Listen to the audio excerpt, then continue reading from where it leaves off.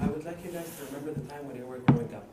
You enjoyed going out, riding your bike, playing soccer in my case, watch TV shows, but life wasn't perfect.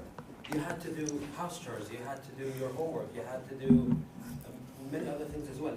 Add to these things the fact that you needed to be present when hosting guests. And in hosting guests happens at least once a week. That means that you're growing up in the Middle East, in my culture. So,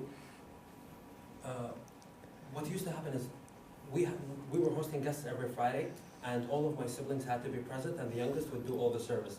So you get the idea. And this is a cultural tradition that shows hospitality in the Middle East. It's one of the cornerstones that has deep history. And in my presentation, I would like to inform you about the history of the Majlis, the importance of this cultural tradition nowadays, and what happens inside the Majlis. So to start with, our ancestors used to live in the desert, and they were living in small tents. So you can't imagine that if they're traveling from point A to point B, they had no type of accommodation. So how did they go about it? What they did was the following: that when you're traveling through your route and you see a tribe, a group of tents, you would go there and ask to be hosted. And the tradition was that you would be hosted for 3 days without any questions, as long as you prove that you're not a threat to them. And once you're under their protection, no one can come and claim you. Even if you're running away, if you did a crime, as long as you're in that tribe, no one can touch you. You're basically untouchable. That's how the system was.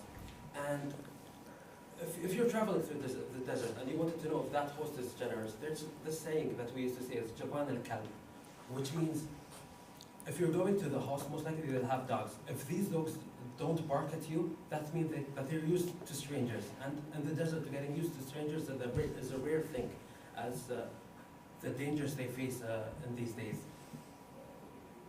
And basically, and also, so people would have tents far away from their tents, and they will host guests in these tents.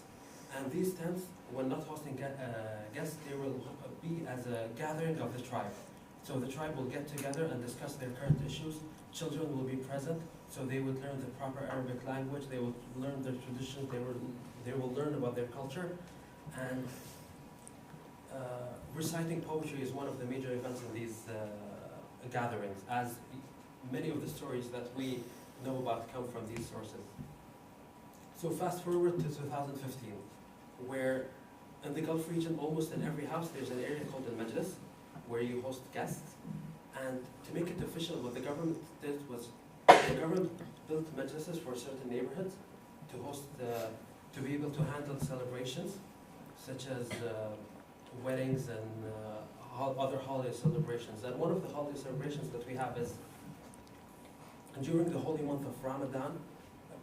It's the holy month that we fast for 30 days. So what usually happens is that the neighborhood would send food to this majlis, and people of the majlis will all gather to break their fast all together.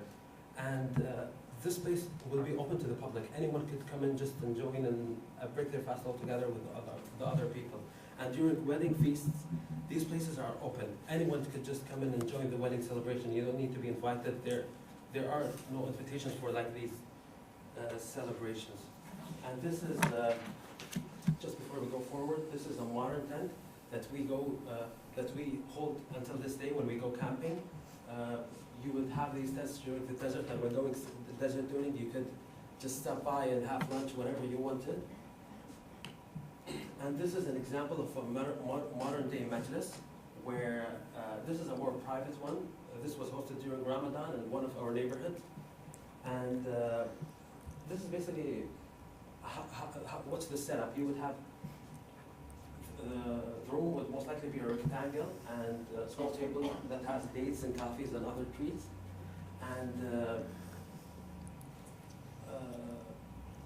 during these celebrations, I will explain later on what happens during these celebrations. And in these neighborhood majlises, what happens is that the ruler of the country will visit them frequently to see how they're doing.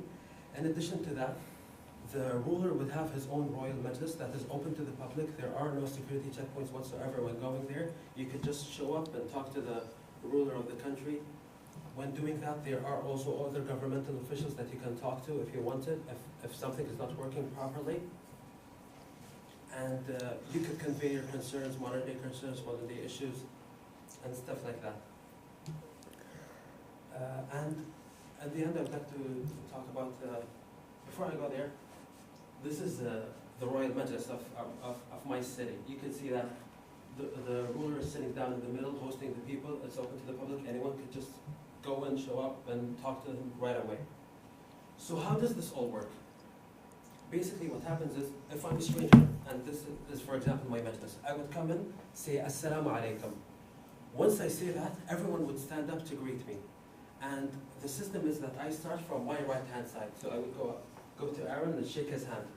And I keep on shaking everyone's hand until I get to the end of the room. And my seat is wherever I end up with. I don't sit like in the middle and move up Yusuf and say, I'll take your spot. That's not how it works. I sit wherever I end up with. And the tradition is that whenever, even if a stranger comes in the majlis and sits at the end of the majlis, for example, right here, and the host, for example, is Yusuf, what Yusuf would do is like call upon me to sit next to him, to welcome me more in his house. So even if I'm a stranger, I would introduce myself to Yusuf, sit right next to him. He will offer me coffee, as you know, as Yusuf explained, the etiquette of coffee. He will offer me tea, and then after a while, there has to be a meal at these feasts. There has to be always, it's either breakfast, lunch, or dinner. So whenever the food is ready, we will move on to have our feast. After we're done, we come back to the majlis, sit, have some more dates, some more coffee, some more tea, depending on the guest's needs. And I'm able to excuse myself whenever I wanted to. And that's simply it. That's what happened in the Royal Majlis, that's what happens in majlises all over the country. It's the same exact tradition through the Gulf region. So, to conclude my presentation, we spoke about the importance of the history of the Majlis, the importance of it nowadays, and how simply it works out. So, as you know, the youngest does all the service, as I mentioned earlier, and as a kid I used to hate it, since I hated just pouring the right exact amount of coffee every time. I hated that it had to be perfect every time, or else my father would like yell at me afterwards. And as I grew up, I realized how important it is, how it helps our society stick together, how it's like the backbone of our society, where even if the United States, I'm walking in the city of New York, I see a guy from my country, I just ask him about his last name, and most likely I'll know one of his cousins, one of his brothers, one of his family. You know, it's a strong connection that we have. In addition to that, it helps kids speak in public. Like, I mean, in the majlis, if you're a small kid, if you talk, everyone will listen to you. Everyone will hear what you have to say. Even if you're just making up stuff, they would listen to you. They would they would teach you how to listen and when to speak. And you will learn how to speak from the people in the public. You would just blend in and not say embarrassing stuff and not pouring coffee all over the place, not filling up the coffee. You will learn how to behave on these public occasions. And this acts also as our networking. As college students here, we saw the emphasis on networking and how having connections is such an important thing. And in our culture, we don't have to worry about it, since it's embedded in us since being born. And I would say that being here in the United States, it's one of the things I miss the most. It's one of the activities that we try to act upon when we're here in the United States. I mean, Yusuf, when he hosts parties, it's like exactly like a majlis back home, which is one of the great things that he does. And I gotta say, I can't wait to go back home and be part of these majlises, see my kids growing up in these places, and just, it would be one of the most amazing things to me.